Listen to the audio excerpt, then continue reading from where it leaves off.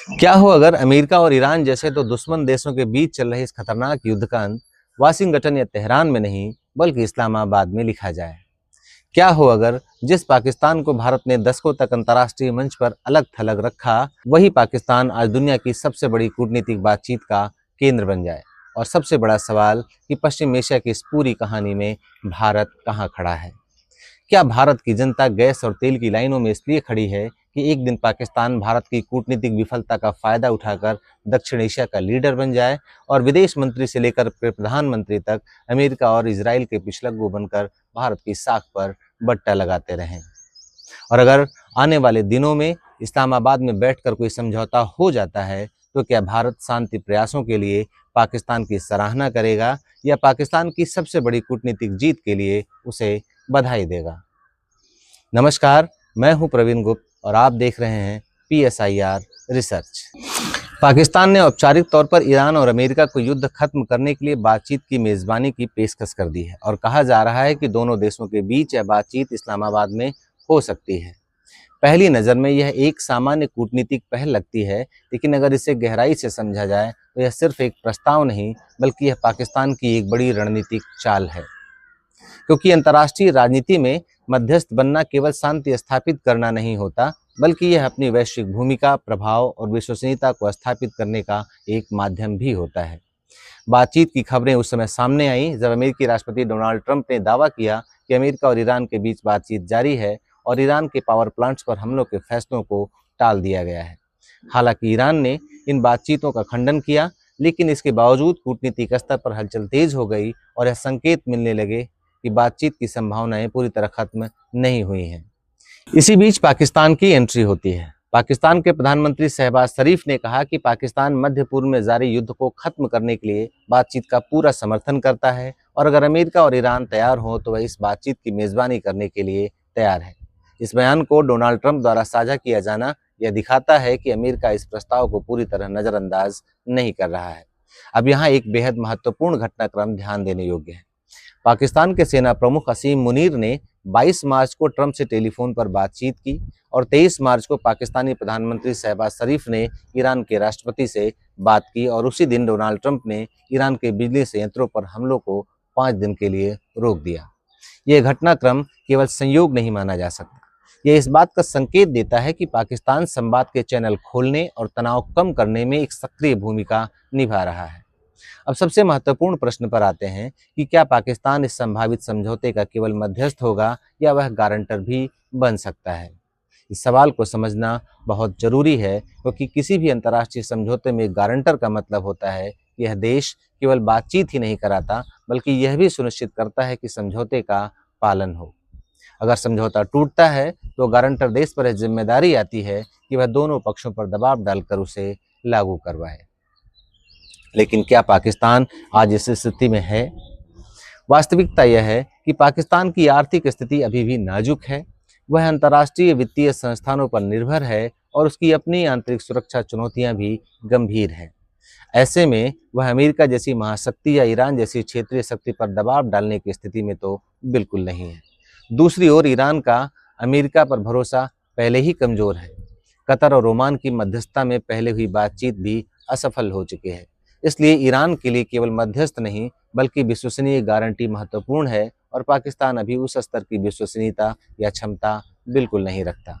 इसलिए यह निष्कर्ष निकलता है कि पाकिस्तान गारंटर बनने की स्थिति में नहीं बल्कि वह अधिकतम एक फैसिलिटेटर यानी संवाद कराने वाला मंच बन सकता है। लेकिन यह एक महत्वपूर्ण रणनीतिक बिंदु है।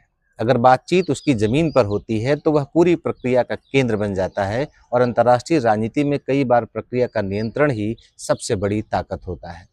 अब अगर पाकिस्तान की रणनीति को समझें तो उसकी विदेश नीति में एक डुअल पावर सिस्टम स्पष्ट रूप से दिखाई देता है। एक तरफ असीम मुनीर हैं जो अमेरिका और सऊदी अरब जैसे देशों से संपर्क संभाल रहे हैं और दूसरी तरफ शहबाज शरीफ की नागरिक सरकार जो ईरान के साथ संवाद बनाए हुए है। यह मॉडल पाकिस्तान को एक साथ कई शक्तिशाली देशों के साथ संतुलन बनाए रखने की क्षमता देता है और यही उसे एक संभावित मध्यस्थ के रूप में मजबूत बनाता है। पाकिस्तान की इस्लामी साख, उसकी संवैधानिक ढांचा और उसकी भौगोलिक स्थिति भी उसे इस भूमिका के लिए उपयुक्त बनाते हैं। उनका संविधान अरब मुस्लिम देशों के साथ संबंध मजबूत रखने पर जोर देता है। वहीं ईरान के साथ उसकी 900 किलोमीटर की लंबी सीमा, साझा जातीय संबंध और सुरक्षा चुनौतियां उसे इस संकट से सीधे जोड़ती हैं।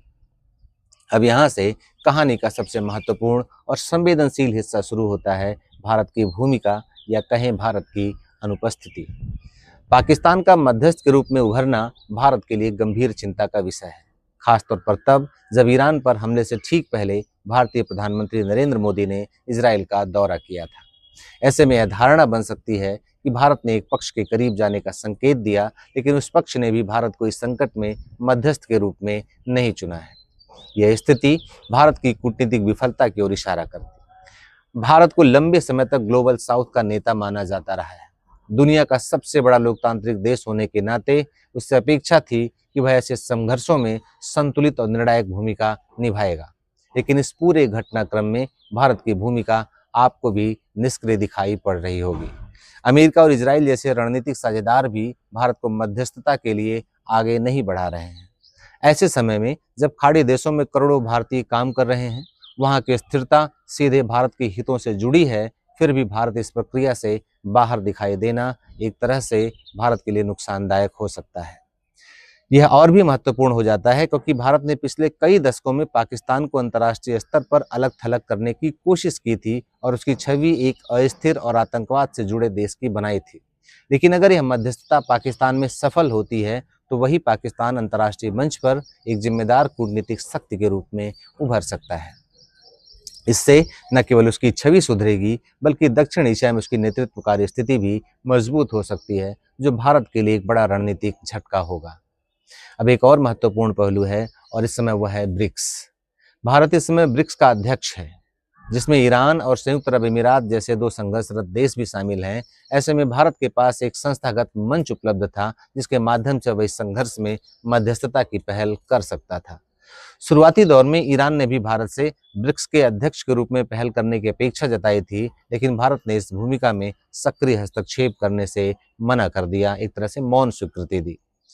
इससे भारत के नेतृत्व पर ही नहीं बल्कि ब्रिक्स की प्रासंगिकता पर भी सवाल उठने लगा। अगर ऐसे मंच संकट के समय सक्रिय न हो तो उसकी उपयोगिता पर प्रश्न चिन्ह लगना तो स्वाभाविक है। अब सवाल यह है कि क्या भारत इतना सतर्क हो गया है कि वह स्पष्ट रुख लेने से बच रहा है, या यह एक रणनीतिक चुप्पी है। अगर यह एक रणनीतिक चुप्पी है तो इस रणनीतिक चुप्पी का फायदा पाकिस्तान उठाता हुआ दिखाई दे रहा है। यह एक तरफ अमेरिका और सऊदी अरब के साथ अपने संबंध मजबूत रखता है तो दूसरी तरफ ईरान के प्रति संवेदना भी व्यक्त करता है। यानी पाकिस्तान खुद को एक संतुलित, बहुपक्षीय और लचीला कूटनीतिक खिलाड़ी के रूप में प्रस्तुत कर रहा है। अब अगर भविष्य में पाकिस्तान ब्रिक्स की सदस्यता की मांग करता है तो पाकिस्तान के लिए उसका विरोध करना और भी कठिन हो जाएगा। अब सबसे जरूरी ये जानना है कि इस मध्यस्थता से पाकिस्तान को मिलेगा क्या और भारत को क्या रणनीतिक नुकसान हो सकता है। पाकिस्तान के लिए सबसे बड़ा फायदा आर्थिक होगा। स्ट्रेट ऑफ हार्मुज जैसे महत्वपूर्ण समुद्री मार्ग पर तनाव कम होने से तेल आपूर्ति स्थिर होगी, जिससे पाकिस्तान की अर्थव्यवस्था को राहत मिलेगी। दूसरा फायदा राजनीतिक है। अगर यह प्रयास सफल होता है तो पाकिस्तान खुद को एक वैश्विक मध्यस्थ के रूप में स्थापित कर सकता है, जिससे उसकी अंतर्राष्ट्रीय साख बढ़ेगी। और तीसरा फायदा रणनीतिक है। वह अमेरिका, ईरान और खाड़ी देशों के बीच संतुलन बनाकर अपनी विदेश नीति को और मजबूत कर सकता है। पाकिस्तान के लिए चौथा फायदा सामाजिक आर्थिक है। खाड़ी देशों से आने वाली रेमिटेंस और व्यापार पर सकारात्मक असर उसके पड़ सकता है। पाकिस्तान का अमेरिका, ईरान जैसे संवेदनशील मुद्दे में मध्यस्थ के रूप में उभरना भारत के लिए कई स्तरों पर चुनौती पैदा कर सकता है और मूलतः ये 4 स्तर हैं: कूटनीतिक, रणनीतिक, आर्थिक और मनोवैज्ञानिक। इसे समझना जरूरी है क्योंकि केवल एक घटना नहीं है बल्कि क्षेत्रीय शक्ति संतुलन में बदलाव का संभावित संकेत भी है। भारत के लिए सबसे पहला नुकसान उसकी कूटनीतिक छवि का है। भारत ने दशकों तक खुद को एक जिम्मेदार, संतुलित और भरोसेमंद वैश्विक शक्ति के रूप में स्थापित करने की कोशिश की है और स्थापित हुआ भी है। ग्लोबल साउथ के नेता की छवि भी इसी का एक हिस्सा है। लेकिन अगर ऐसे बड़े संकट में भारत की जगह पाकिस्तान मध्यस्थ बनता है तो अंतर्राष्ट्रीय समुदाय के बीच यह संदेश जा सकता है कि भारत निर्णायक कूटनीतिक भूमिका निभाने में सक्षम नहीं है। इससे भारत की विश्वसनीयता और नेतृत्व की धारणा दोनों कमजोर पड़ सकती है। भारत के लिए दूसरा सबसे बड़ा नुकसान पाकिस्तान की छवि का सुधार है। भारत ने लंबे समय तक पाकिस्तान को अंतर्राष्ट्रीय मंच पर अलग थलग करने की रणनीति अपनाई थी और उसे आतंकवाद से जोड़कर देखा जाता रहा है। लेकिन अगर वही पाकिस्तान अमेरिका और ईरान के बीच बातचीत करवाता है तो उसकी छवि समस्या पैदा करने वाले देश से बदलकर समस्या सुलझाने वाले देश की बन जाएगी। यह भारत के लिए एक रणनीतिक झटका होगा, क्योंकि इससे पाकिस्तान को नई वैधता मिल सकती है। भारत के लिए तीसरा नुकसान दक्षिण एशिया में नेतृत्व को चुनौती है। अभी तक क्षेत्रीय स्तर पर भारत को एक सबसे प्रमुख शक्ति माना जाता रहा है, लेकिन अगर पाकिस्तान इतनी बड़ी कूटनीतिक भूमिका निभाता है तो वह खुद को दक्षिण एशिया के एक प्रभावशाली खिलाड़ी के रूप में पेश कर सकता है। इससे भारत की नेचुरल लीडर वाली स्थिति पर सवाल उठ सकते हैं और क्षेत्रीय शक्ति संतुलन बदल सकता है। भारत के लिए चौथा और सबसे महत्वपूर्ण पहलू है रणनीतिक हितों पर असर, खासकर ऊर्जा और नागरिकों की सुरक्षा पर। ईरान और खाड़ी देश भारत के लिए बेहद महत्वपूर्ण हैं, विशेष रूप से स्ट्रेट ऑफ हार्मुज के कारण, जहां से भारत की ऊर्जा आपूर्ति का बड़ा हिस्सा गुजरता है। अगर इस क्षेत्र में बातचीत और स्थिरता का केंद्र पाकिस्तान की ओर शिफ्ट होता है तो भारत के पास इस प्रक्रिया को प्रभावित करने की क्षमता कम हो जाएगी। इसका असर भारत की ऊर्जा सुरक्षा और आर्थिक हितों पर पड़ना स्वाभाविक है। भारत के लिए पांचवा नुकसान बहुपक्षीय मंचों पर भारत की भूमिका का कमजोर होना है। भारत इस समय ब्रिक्स जैसे महत्वपूर्ण मंचों में नेतृत्व की भूमिका में है। अगर ऐसे समय में भी भारत किसी संकट में सक्रिय भूमिका नहीं निभा पाता तो उसकी नेतृत्व क्षमता पर सवाल उठते हैं। इससे इन मंचों की प्रभावशीलता और उसमें भारत की स्थिति दोनों प्रभावित हो सकती है। और छठवां पहलू है अमेरिका और पश्चिमी देशों के साथ संतुलन। अगर अमेरिका इस मामले में पाकिस्तान को तरजीह देता है तो यह संकेत हो सकता है कि वाशिंगटन अभी भी पाकिस्तान को कुछ रणनीतिक परिस्थितियों में अधिक उपयोगी मानता है। इससे भारत अमेरिकी संबंधों की विशेष रणनीतिक साझेदारी वाली धारणा पर भी दबाव आ सकता है। सातवां और सबसे गहरा नुकसान मनोवैज्ञानिक है। यह है नैरेटिव वॉर। अंतर्राष्ट्रीय राजनीति में केवल वास्तविक शक्ति ही नहीं बल्कि कहानी भी महत्वपूर्ण होती है। अगर वैश्विक मीडिया और कूटनीतिक हलकों में यह नैरेटिव बनता है कि पाकिस्तान शांति का दूत बन रहा है और भारत अनुपस्थित है तो यह भारत के दीर्घकालिक रणनीतिक प्रभाव को कमजोर कर सकता है। अंत में यह स्थिति भारत के लिए एक चेतावनी है, यह एक वेकअप कॉल है जो यह दिखाता है कि केवल आर्थिक या सैन्य शक्ति पर्याप्त नहीं है, बल्कि सक्रिय, संतुलित और समय पर कूटनीति भी उतनी ही जरूरी है। भारत को अपने पश्चिम एशिया नीति, ईरान के साथ संबंधों और बहुपक्षीय मंचों के उपयोग पर फिर से विचार करना होगा ताकि भविष्य में ऐसी स्थिति दोबारा न बने। संक्षेप में, पाकिस्तान का मध्यस्थ बनना केवल उसकी उपलब्धि नहीं है बल्कि भारत के लिए एक बहुआयामी चुनौती है जिसे नज़रअंदाज करना रणनीतिक रूप से महंगा पड़ सकता है।